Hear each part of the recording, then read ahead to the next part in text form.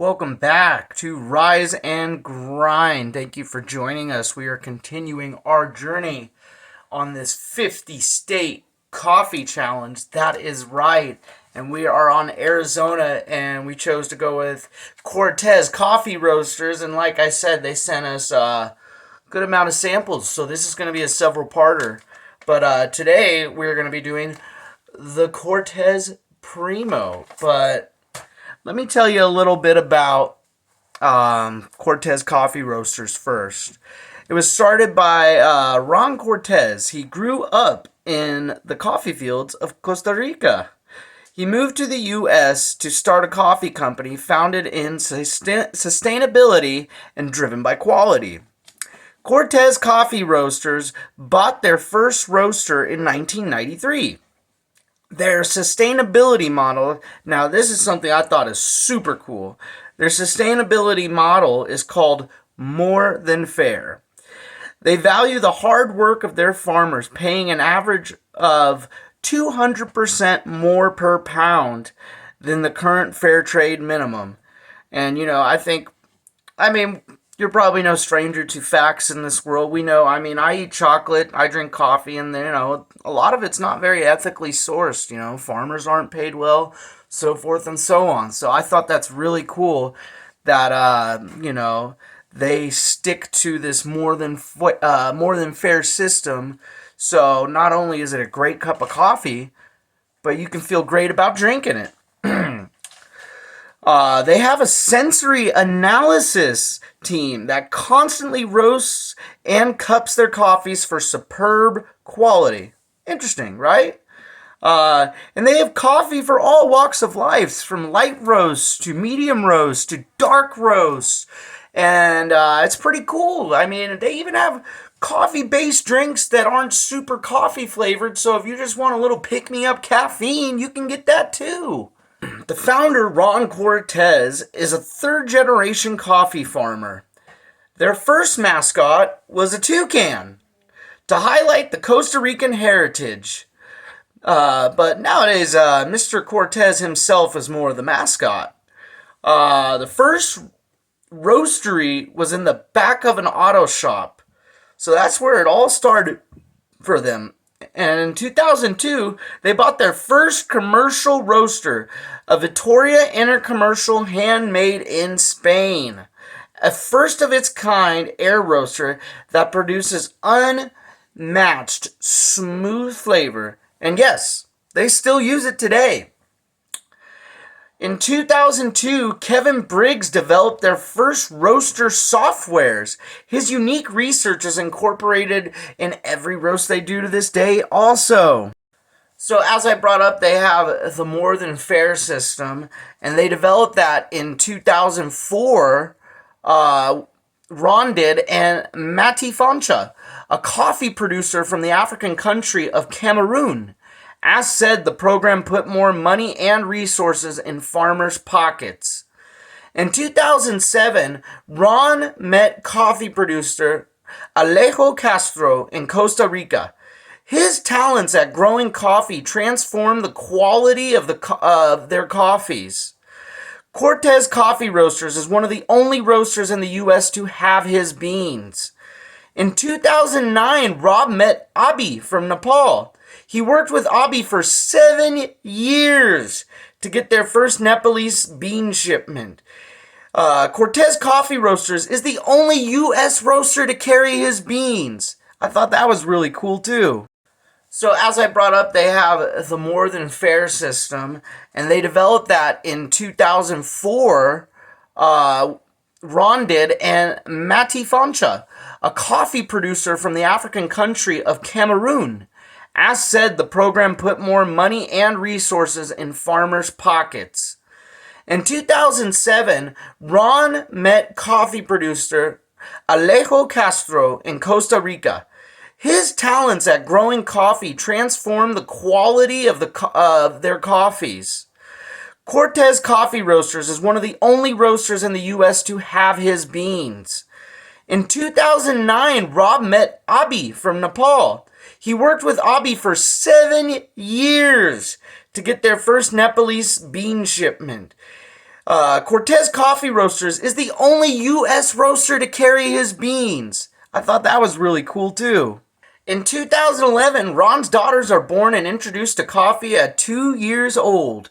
Also, his son Patrick joins the team and roasts his first batch at age 13.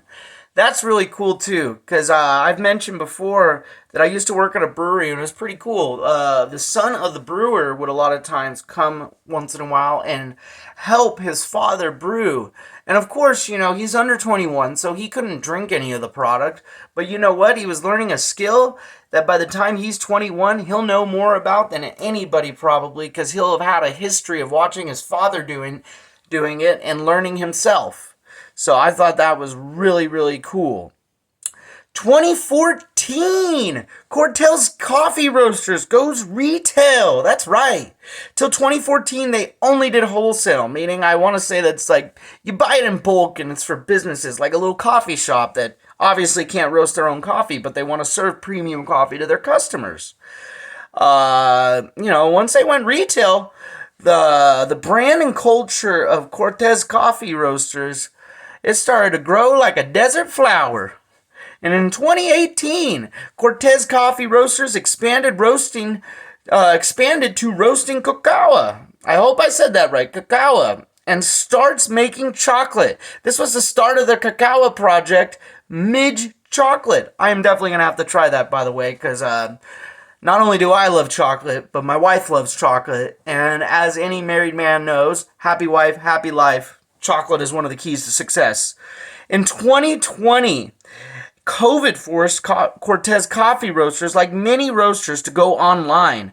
So now they ship to all 50 states, which is really awesome because if you live in a state like California, like myself, or you live, I don't know, in Alaska, Rhode Island, whatever it be, you can get their coffee. So, super cool. In 2022, Cortez Coffee Roasters purchased farmland in Naranjo, Costa Rica to control the whole process from farm to cup, meaning literally from the moment, put it this way, they are now literally growing some of their own coffee so they can make sure that the quality of the beans is exactly how they'd like it to be so they can roast that perfect cup. But once again, I just got to give a special thanks to Atticus, who sent us some of the extra samples so we could try it. Like I said, I am always willing to drink coffee, best believe. So anyway, today we are going to be doing the Cortez Primo. And I will read this to you. Cortez Primo Blend. Primo, meaning top quality in Italian, and cousin in Spanish, embodies familiarity and our commitment to excellence. This blend marries natural and washed coffees for sweetness and balance. And the flavor notes are going to be chocolate, honey, roasted almond, and citrus. And what I thought is really cool is check this out. You see that? They have a little, almost like a sliding scale. So it tells you how light or how dark it's going to be, if it's going to be classic or wild, something different. So, let's go ahead and get a whiff of these beans here. Ooh, that smells real good. And one cool thing I thought too, look on the back here. See that? That's the date it was roasted, so you know exactly how fresh the coffee is that you are about to enjoy. As you can see, the beans here got a tiny bit of a shine to them, a nice little, I'd say, medium brown color. Let's get to grinding.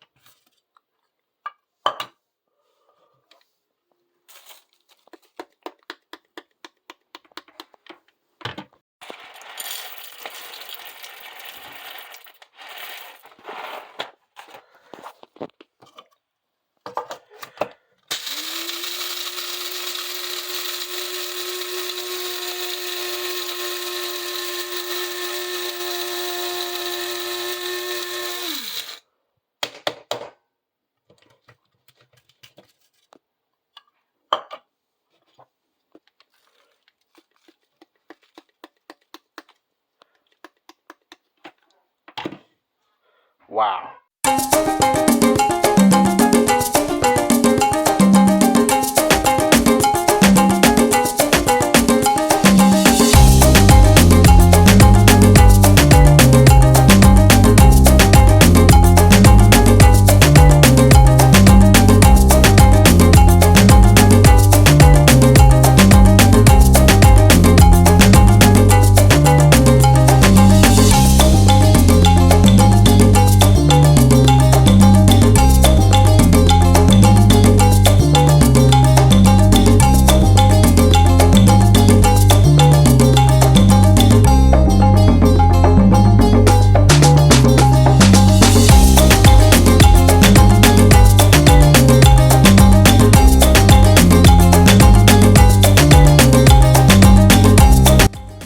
Alright, so I got my Cortez Primo Blend right over here in my Smokey the Bear coffee cup. That's right, because only you can prevent forest fires, folks. So yeah, let's go ahead and give this a sip. Cheers.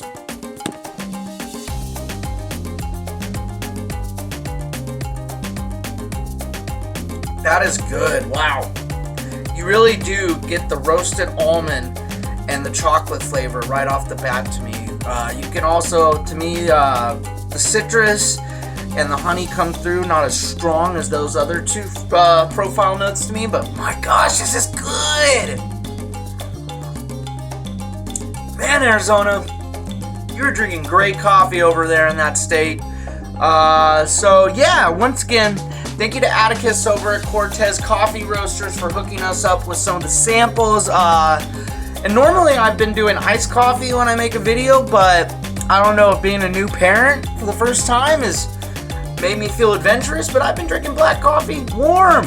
Yeah, I've always been drinking black coffee, but now I'm drinking it warm, so that's, ooh, that is good though. It's comforting, it's warm.